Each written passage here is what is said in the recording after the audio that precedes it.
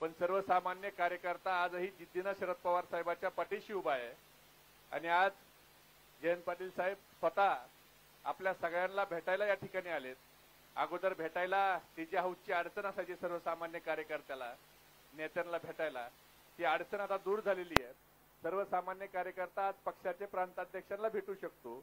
मित्रांनो, आताची निवडणूक ही लोकशाही विरुद्ध हुकुमशाहीची निवडणूक आहे। ज्या महामानव डॉक्टर बाबासाहेब आंबेडकरांना संविधान लिहिलं, ती संविधान वाचवण्याची ही निवडणूक आहे। खरं तर उद्या 14 एप्रिल आहे, महामानव डॉक्टर बाबासाहेब आंबेडकरांची जयंती आहे। या जयंतीच्या निमित्तानं आपण सगळ्यांनी शपथ घेतली पाहिजे की जे लोक संविधान त्या ठिकाणी संपवायला पुढे आलेत, ती लोकांना आपल्याला धडा शिकवावा लागणार आहे। माझ्यासारख्या अल्पसंख्याक कार्यकर्त्याचा जन्म हा भारतात झाला, कुकडे साहेब, याचा मला अभिमान आहे। कारण आपल्या भारत देशामध्ये सगळ्या जाती धर्माचे लोक हे गुण्यागोविंदाने नांदतात। इथं आमचा हिंदू धर्म भगवद्गीतेप्रमाणे चालतो, इथं आमचा इस्लाम धर्म कुराणाप्रमाणे चालतो, इथं आमचा ख्रिश्चन धर्म बायबल प्रमाणे चालतो, पण माझा भारत देश हा महामानव डॉक्टर बाबासाहेब आंबेडकरांनी लिहिलेल्या संविधानावर चालतो। आणि आज ते संविधान बदलायचा प्रयत्न केला जातोय।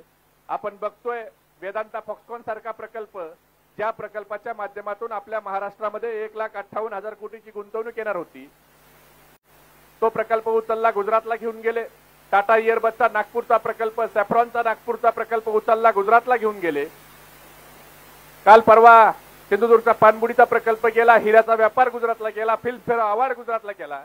म्हणजे सगळे उद्योग रोजगार देणारे युवकाच्या हाताला प्रकल्प हे गुजरातला घेऊन चाललेत।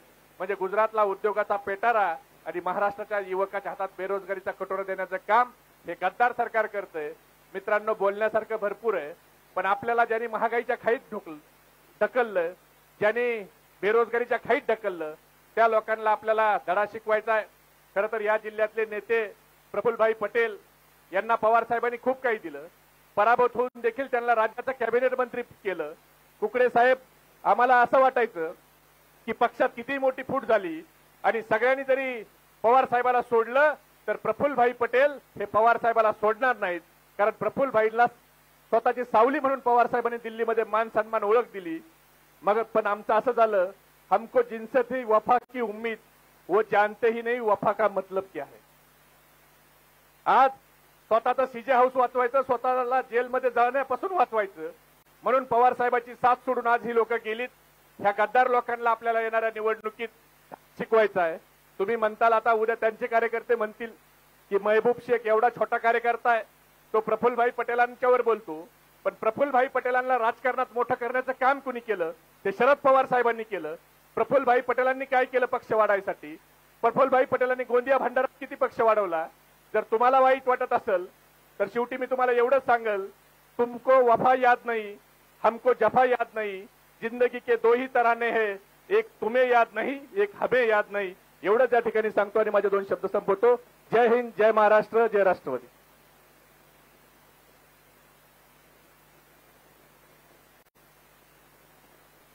या रोकडे या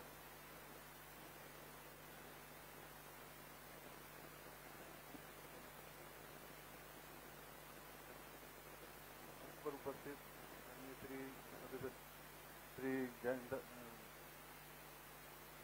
माननीय श्री जयंतराव पाटिल साहब, हमारे प्रदेश के युवक के अध्यक्ष माननीय श्री महबूब भाई शेख, विद्यार्थी के अध्यक्ष जहाने साहब, आदरणीय मंच, सभी उपस्थिति आदरणीय मंच एवं भाइयों बहनों, आप सबका बहुत बहुत धन्यवाद। हमारी ये मीटिंग हमने 11 बजे की रखी थी, उसके उपरांत भी आप इतने देर तक आपने इंतजार किया और यहाँ पर उपस्थित रहे, उसके लिए आपका बहुत बहुत धन्यवाद। और साहब का बहुत बहुत धन्यवाद देना चाहूँगा कि जो हमें यहाँ पर इतना अपना अमूल्य समय दिया।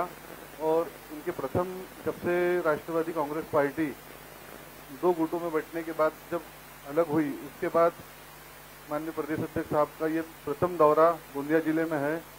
हम साहब को बताना चाहेंगे कि मेरी नियुक्ति हुई है, अभी तक 6 महीने ही हुए हैं, लेकिन 6 महीने में हमने सभी बूथ लेवल पर तक काम चालू कर दिया है। बूथ कमेटियां भी हमारे पास पूरी उपलब्ध है, पूरे गोंदिया जिले की, जिसमें आमगांव, मोरगांव, अर्जुनी, सड़क अर्जुनी सभी क्षेत्रों का पूर्ण रूप से पार्टी को एकदम दमखम से तैयार किया है।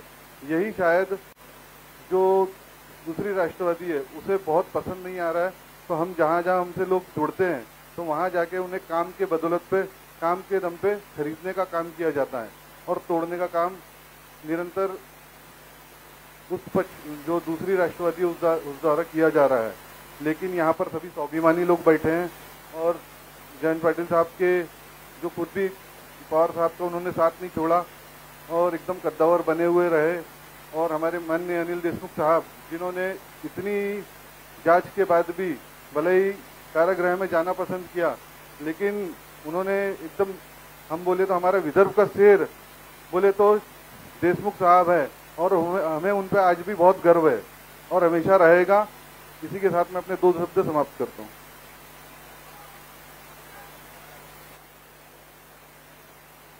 सौरभ रोकड़े के भाषण के बाद मैं ज़्यादा कुछ नहीं कहूँगा। वक्त की बहुत शॉर्टेज हो गई है और इसीलिए हम सुबह से हमारे भूतपूर्व खासदार मधुकर कुकड़े जी के नेतृत्व में दौरा कर रहे हैं। महबूब शेख जी है, रोहिणी ताई खड़से जी है, सुनील गवाने जी है, प्रवीण कुंटे पाटिल जी है, सौरभ मिश्रा जी है, शैलेंद्र तिवारी है, मंजू डोंगरवार हमारी महिला जिला अध्यक्ष है, आशीष आयरनी जिला युवक अध्यक्ष है, भवानी सिंह बैस है, सारे प्रमुख लोग हैं हमारे साथ। और जब से पार्टी टूटी है, 2 हिस्से में बट गई है, उसके बाद मुझे यहाँ आने की कोई फुर्सत नहीं मिली। अब इलेक्शन चुनाव चालू है, कांग्रेस के प्रत्याशी इस क्षेत्र से आपके सामने इलेक्शन के लिए खड़े हैं।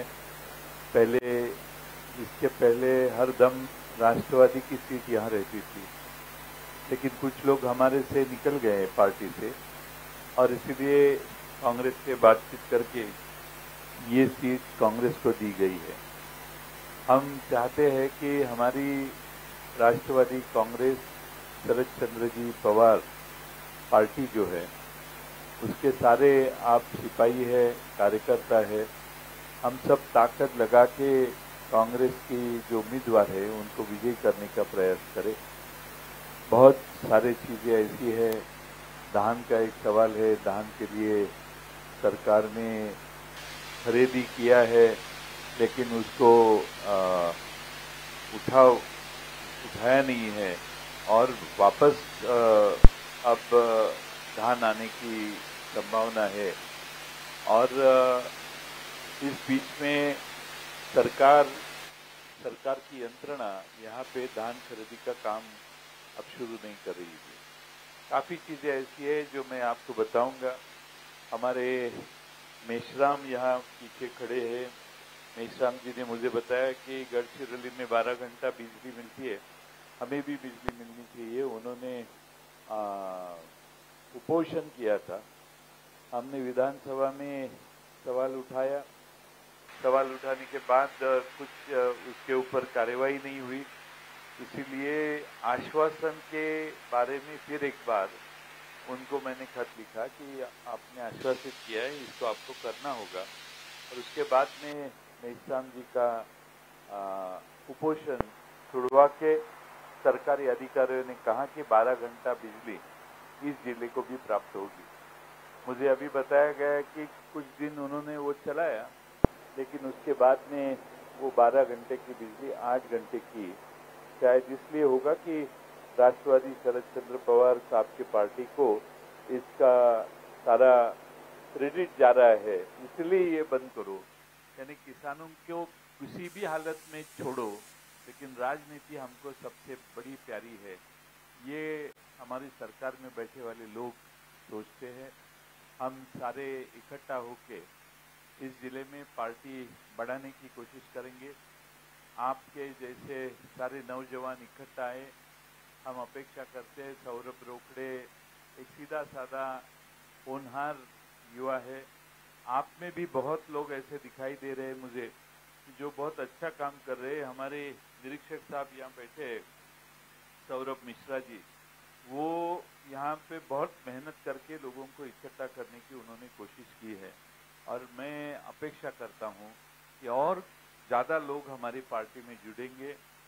जो मधुकर कुकड़े साहब से कांटेक्ट में है, आपके कांटेक्ट में है और लोग आते हैं। लोग वोटर्स तो अभी बोलते हैं कि हम भाजपा को सिक्का वोट नहीं दे पाएंगे, इसलिए वो तो पहले ही इस तरफ शरद चंद्र पवार राष्ट्रवादी कांग्रेस में आ चुके हैं। लेकिन जो नेता है जिन्होंने ऑब्लिगेशंस लिए हैं उनको आने को थोड़ा समय लगेगा, लेकिन काफी नेता, अच्छे नेता बात करके वापस आने की सोच रहे हैं। मैं अपेक्षा रखता हूं कि हम उनको भी साथ में लेंगे और एक मजबूत पार्टी इस गोंदिया जिले में बनाएंगे। आप सब यहाँ पे आए हैं, राहुल जी का वहाँ भाषण शुरू होने वाला है। मुझे बताया गया है कि 3:30 के पहले आप पहुँच जाइए साकोली। थोड़ा सा नामुमकिन लगता है, इसलिए मैं ज़्यादा लंबा भाषण नहीं करूँगा, लेकिन अगले दफे इलेक्शन के बाद में एक बड़ा मेलावा स्वरूप से पब्लिक मीटिंग हम लेंगे। वहाँ पे हमारे 2-3 वक्ता भी लेके हम आएंगे और अच्छी तरह से हमारे पार्टी को आगे बढ़ाने की कोशिश करेंगे। फिर एक बार आप सबको याद रखना है कि लोगों के प्रश्न में हमारा ध्यान रहना चाहिए।